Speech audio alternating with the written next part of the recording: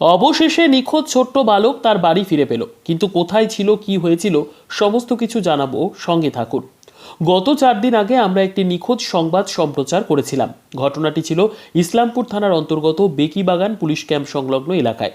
মূলত জানা যায় গতকাল রাত 8টা নাগাদ বেকিবাগান পুলিশ ক্যাম্প সংলগ্ন এলাকায় রাস্তার ধারে পড়ে থাকে। এরপরই এক মহিলা বাড়ি থেকে বের হতে দেখে রাজীব শেখ পড়ে আছে। তারপরই তড়িঘড়ি চিৎকার করে সেই মহিলা, সেখানে তড়িঘড়ি স্থানীয়রা আসে। তারপর রাজীব শেখের বাড়িতে খবর দেয়। রাজীব শেখের পরিবার এসে তড়িঘড়ি ইসলামপুর থানার উদ্দেশ্যে বালককে নিয়ে যায়। তারপরে ইসলামপুর গ্রামীণ হাসপাতালে তার প্রাথমিক চিকিৎসা করানো হয়। কিন্তু বড় প্রশ্ন, সে কোথায় গেছিল আর 4 দিন পর তাকে রাস্তার ধারে কে রেখে গেল? প্রশ্নটা সবার মনে ঘুরপাক খাচ্ছে। কিন্তু আপনাদের সবার উদ্দেশ্যে বলা, নিজের বাচ্চা সেটটি রাখুন। অপরিচিত কারোর সাথে দেখলে স্থানীয় থানাতে ফোন করে জানান। তবে আমরা শুনবো বিস্তারিত রাজীব শেখের পরিবারের কাছ থেকে। ব্যুরো রিপোর্ট, দিনরাত স্টার নিউজ। ছেলেটা নিখোঁজ হয়ে গেছিল, সেই ছেলেটাকে আপনার বাড়ির সামনে পাওয়া গেছে, কি বলবো? কি করে ছেলেটা কিভাবে এসেছে আমি তো জানি না। ছেলেটা আমার টিনের বাড়িতে বসে কে কি করে ফেলে উদ্ধার দিয়েছে, হলো আপনি তো বলেন। কে ফেলে দিয়েছে। আমি এবার টিনা হঠাৎ শুনে বার হলাম। তারপরে দেখছি তো টর্চ লাইট মারিয়া দেখুন তো ছেলেটা ষাটিয়া টিনের কাছে শুয়ে। তারপর চিনতে পারেন?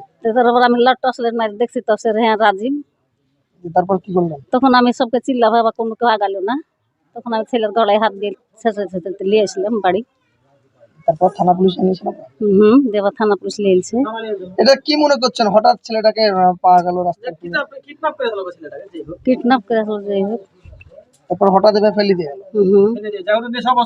নেশা অবস্থাতে এখন আছে, ওই অবস্থাতে যে অবস্থা তাই নিয়েছি সেই অবস্থাতেই আছে এখন। এখন অজ্ঞান হয়ে আছে? এখন অজ্ঞান হয়ে আছে। আপনি ছেলের কখন? আমি ছেলের ফুপু। আপনার বাড়ি? আমার বাড়ি বেকিবাগান পুকুর পাটালের উপরে।